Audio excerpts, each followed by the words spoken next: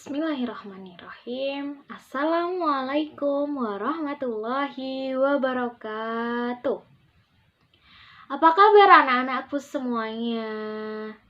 Semoga kita selalu senantiasa diberikan kesehatan oleh Allah, dan semoga kita selalu senantiasa dalam lindungan Allah ya, insya Allah. Amin. Oke anak-anak, karena keadaan sedang pandemi dan apalagi untuk saat ini di Kota Magelang itu sedang melonjak ya anak-anak, pandemi COVID-19-nya, sehingga pada pembelajaran kali ini kegiatan pembelajaran masih dilaksanakan secara daring atau online, dan belum memungkinkan untuk kita melaksanakan pembelajaran via tatap muka atau offline seperti itu. Tetapi harapan Bu Tasya, walaupun pembelajaran kita dilaksanakan secara daring, anak-anak tetap semangat dalam belajar ya. Karena menuntut ilmu itu harus dimanapun ya teman-teman. Jadi dimanapun dan kapanpun anak-anak tetap bisa melaksanakan atau anak-anak tetap bisa mendapatkan pembelajaran. Tergantung niat dan semangat teman-teman. Jadi teman-teman harus mempunyai niat yang besar dan semangat yang besar dalam belajar. Bu Tasya yakin anak-anak di sini anak-anak yang hebat semua, anak-anak yang memiliki niat yang besar untuk belajar. Sebelumnya kita membaca basmalah terlebih dahulu sebelum melaksanakan pembelajaran pada kali ini. Bismillahirrahmanirrahim. Semoga pembelajaran kali ini dapat berjalan lancar. Kemudian teman-teman mendapatkan kebermanfaatan dari video yang Bu Tasya buat, dan teman-teman dapat menyerap dengan baik video pembelajaran yang Bu Tasya buat seperti itu. Dan semoga pandemi COVID-19 ini segera berakhir ya teman-teman. Karena tentu saja teman-teman, anak-anakku semua sudah bosen ya. Sudah hampir 1 tahun lebih anak-anak belajar di rumah. Tidak berjumpa dengan bu guru, bapak ibu guru, dan sudah lama tidak berjumpa dengan teman-teman. Jadi semoga pandemi COVID-19 ini segera berakhir, dan jangan lupa anak-anak tetap jaga kesehatan, jaga pola makan. Kalau tidak ada urusan yang urgent, jangan keluar rumah. Walaupun harus keluar rumah itu, jangan lupa menggunakan masker, cuci tangan, dan jaga jarak. Oke anak-anak, untuk presensi silahkan nanti anak-anak absen di kolom komentar. Jangan lupa terakan nama dan nomor absen kalian. Untuk presensi itu anak-anak harus mendengarkan video yang telah Bu Tasya sampaikan, atau Bu Tasya buat ini, video yang Bu Tasya buat sampai selesai. Nah, apabila anak-anak telah mendengarkan video yang Bu Tasya buat sampai selesai, nah anak-anak baru bisa absen.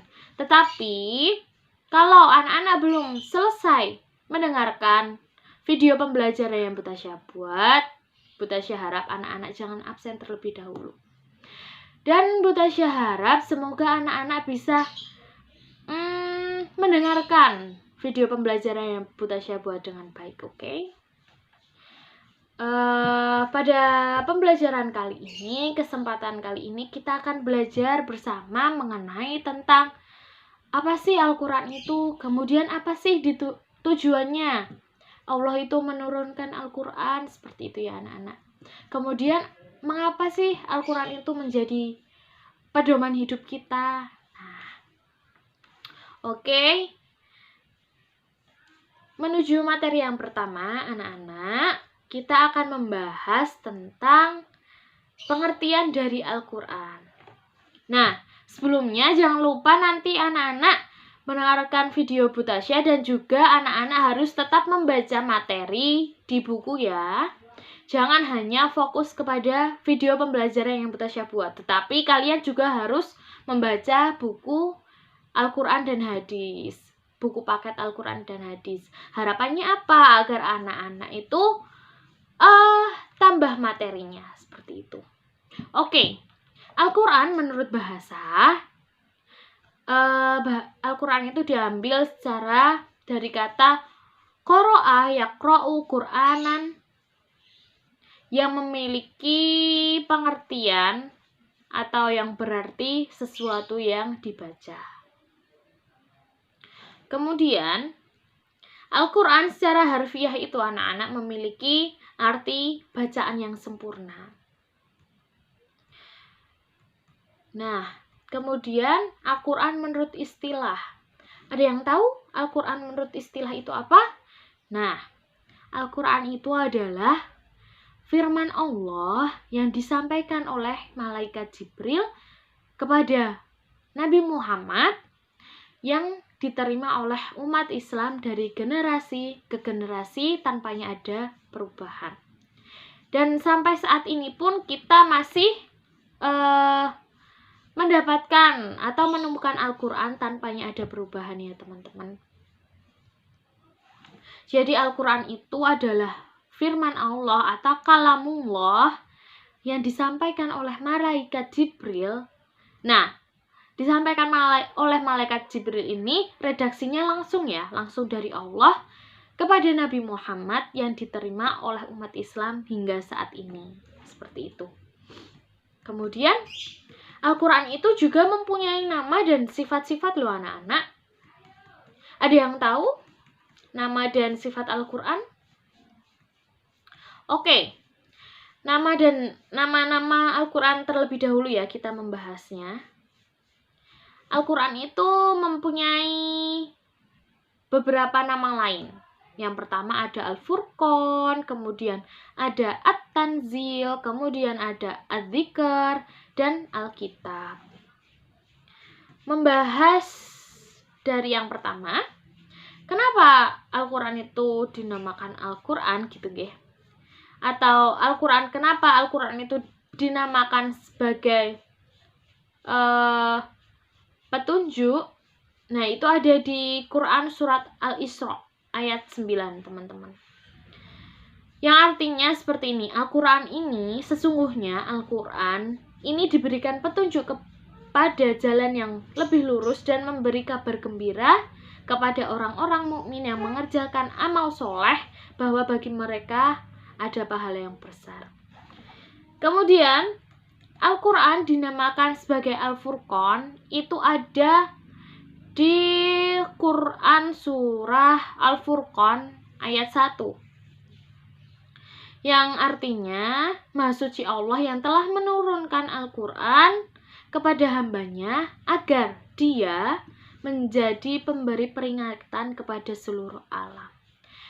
Jadi Al-Quran ini Allah ciptakan agar menjadi peringatan kepada seluruh alam, kepada kita sebagai manusia, seperti itu. Dinamakan At-Tanzil ada di dalam Quran surat Asy-Syura ayat 192 hingga ayat 193. Nah, artinya yaitu dan sesungguhnya Al-Quran ini benar-benar diturunkan oleh Tuhan semesta alam. Dia dibawa turun oleh Ar-Ruh Al-Amin atau Ar-Ruh Al-Amin ini adalah malaikat Jibril, seperti itu. Kemudian dinamakan Adz-Dzikr itu tertera dalam Quran surat Al-Hijr ayat 9 yang artinya sesungguhnya kamilah yang menurunkan Al-Quran dan sesungguhnya kami benar-benar memeliharanya. Kemudian Al-Quran dinamakan sebagai Alkitab itu tertera pada Quran surat Ad-Duhan ayat 1 hingga 3. Seperti itu. Kemudian ada pun sifat-sifat Al-Quran yang dapat dirujuk dalam firman Allah itu yang pertama ada sifat Al-Burhan atau bukti kebenaran dan Nur Mubin cahaya yang terang. Kemudian sifat Asyifa. Asyifa ini adalah obat dan Ar-Rahmah. Rahmah itu adalah kasih sayang. Jadi di sini Al-Quran itu bisa menjadi obat penenang jiwa kita apabila jiwa kita sedang sakit. Al-Quran itu bisa menjadi obat. Kemudian Al-Quran ini juga bisa menjadi Ar-Rahmah atau kasih sayang. Al-Quran juga dapat menjadi petunjuk atau huda. Huda lil mutakin, petunjuk untuk orang-orang mutakin, seperti itu. Jadi di dalam Al-Quran kenapa kok disebutkan sebagai petunjuk? Karena di dalam Al-Quran itu tertera. Di dalam Al-Quran ini, Al-Quran itu memberikan petunjuk, memberikan pedoman, memberikan petunjuk kepada kita umat muslim. Seperti itu. Kemudian sifat yang selanjutnya yaitu sifat mauizah atau nasihat. Al-Quran itu juga menjadi nasihat untuk kita umat Islam. Di dalam Al-Quran juga tidak hanya petunjuk, tidak hanya obat, menjadi obat, tetapi juga menjadi penasehat atau nasihat.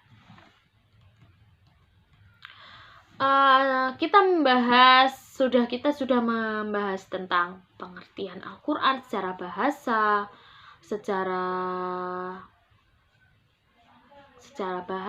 kemudian secara pengertian, dan sekarang tadi kita juga sudah membahas tentang nama-nama dan sifat Al-Quran, dan selanjutnya kita akan membahas tentang fungsi Al-Quran. Apa sih fungsi Al-Quran itu? Nah, Al-Quran ini memiliki banyak manfaat bagi umat manusia.